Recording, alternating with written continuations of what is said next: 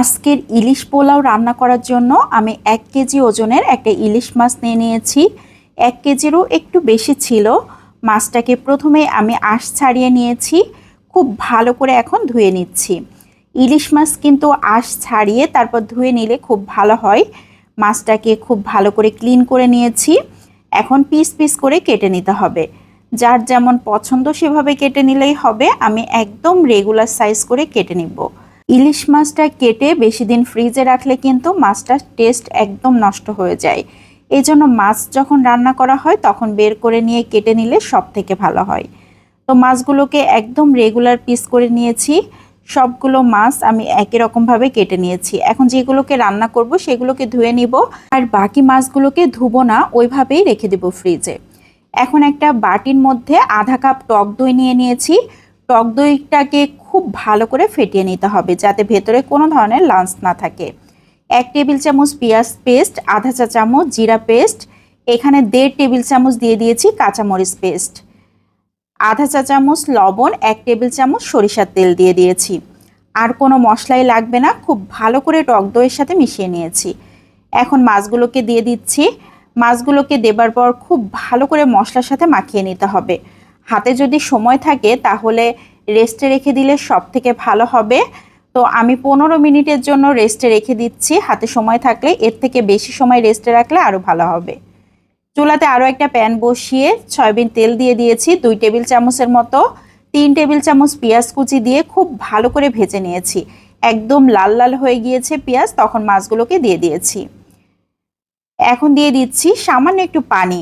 মাছ যে পাত্রে ছিল সেই পাত্রটা ধুয়ে অল্প একটু পানি দিয়েছি। ঢাকনা দিয়ে ঢেকে রান্না করে নেব 5 মিনিট।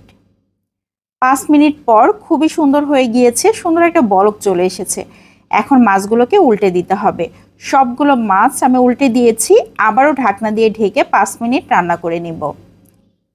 এরই মধ্যে মাছ রান্না কিন্তু একদমই কমপ্লিট হয়ে গিয়েছে। পানিটা প্রায় শুকিয়ে গিয়েছে, তেল উঠে আসা মতো হয়ে গিয়েছে। এখন এই মাছগুলোকে উল্টে পাল্টে আরও কিছুক্ষণ নেড়ে চেড়ে 2-3 মিনিট জাল করে নিয়েছি। এখন মাছগুলোকে মশলা ঝরিয়ে উঠিয়ে নিচ্ছি। সবগুলো মাছ আমি উঠিয়ে নিয়েছি, মশলাগুলো কিন্তু রয়ে গিয়েছে।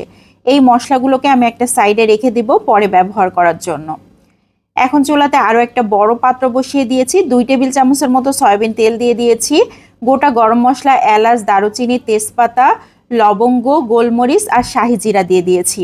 এখন দিয়ে দিয়েছি আধা চা চামচ করে আদা পেস্ট ও রসুন পেস্ট। আদা রসুনের গন্ধটা দূর হওয়া পর্যন্ত ভেজে নিয়েছি। তারপর দিয়ে দিয়েছি আগে থেকে ধুয়ে পানি ঝরানো চিনি গুঁড়া চাল। এখানে আমি 2 কাপ চাল খুব ভালো করে ধুয়ে পানি ঝরানোর জন্য রেখে দিয়েছিলাম। আধা চা চামচ লবণ দিয়ে দিয়েছি, খুব ভালো করে ভেজে নিচ্ছি। আমি কিন্তু চুলার আঁচটা লো ফ্লেমে রেখে অনেকক্ষণ ধরে ভেজে নিয়েছি। চালের কালারটা যখন চেঞ্জ হয়ে গিয়েছে তখন দিয়ে দিচ্ছি সেই ইলিশ মাছের মশলাগুলোকে এ পর্যায়ে দিয়ে খুব ভালো করে আবারও ভেজে নিতে হবে। মশলাগুলো চালের সাথে খুব ভালোভাবে মিশে গিয়েছে। এখন দিয়ে দিচ্ছি গরম পানি। এখানে চাল যতটুকু হবে তার দ্বিগুণ পরিমাণ পানি দিতে হবে। আমি 1 কাপের মতো পানি কম দিয়েছি, পরে গিয়ে 1 কাপ লিকুইড দুধ ব্যবহার করব। এজন্য ঢাকনা দিয়ে ঢেকে 3-4 মিনিট জাল করে নিয়েছি। চালগুলো কিন্তু 70% মতো ফুটে গিয়েছে। গরম পানি ব্যবহার করেছিলাম, এজন্য খুব দ্রুত ফুটে গিয়েছে। এখন দিয়ে দিচ্ছি সেই 1 কাপ লিকুইড দুধ। কয়েকটা কাঁচামরিচ দিয়ে দিচ্ছি, কিশমিশ দিয়ে দিচ্ছি একটু বেশি পরিমাণ। এটা একদমই পছন্দ, নিজের পছন্দ হলে দিবেন, না হলে স্কিপ করতে পারেন। 1 চা চামচ চিনি দিয়ে দিয়েছি। চিনিটাও কিন্তু অপশনাল, পছন্দ হলে দিবেন, না হলে স্কিপ করতে পারেন। এখন ঢাকনা দিয়ে ঢেকে 5-6 মিনিট রান্না করে নিব। এরই মধ্যে পোলাও কিন্তু একদম রেডি হয়ে গিয়েছে। নিচে কোনো ধরনের পানি নাই। আমি একটু উল্টে পাল্টে দিলাম। এখন এই ভাতগুলোকে অর্ধেকটা পরিমাণ আমি উঠিয়ে নিব। একটা লেয়ার করে নিতে হবে, এই কারণে কিছুটা ভাত উঠিয়ে নিয়েছি। এখন খুব সুন্দর করে লেয়ার করে নিচ্ছি। যে মাছগুলোকে আমি আগেই রান্না করে উঠিয়ে রেখেছিলাম সেই মাছগুলোকে দিয়ে দিচ্ছি। ইলিশ মাছ খুব নরম হয়, এজন্য এভাবে রান্না করলে ইলিশ মাছের পিসগুলো একদমই নষ্ট হবে না, খুবই সুন্দর থাকবে। আর ভাতটাও কিন্তু অনেক সুন্দর হবে, খেতেও মজার হবে। এখন সেই বাকি ভাতগুলোকে দিয়ে দিয়েছি উপর থেকে। ঢাকনা দিয়ে ঢেকে দমে বসিয়ে রাখবো 15 থেকে 20 মিনিট।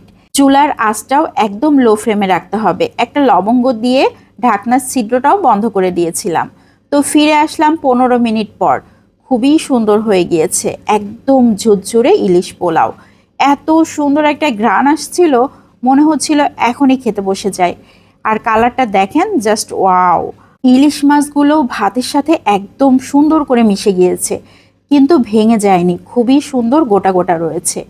আজকের ইলিশ পোলাওয়ের রেসিপিটা কেমন লাগলো সবাই লাইক ও কমেন্টের মাধ্যমে অবশ্যই জানাবেন। ভালো লাগলে বেশি বেশি করে শেয়ার করে দিতে পারেন, অনেকেই দেখার সুযোগ পাবে। আজকের মতো বিদায় নিচ্ছি। আসসালামু আলাইকুম।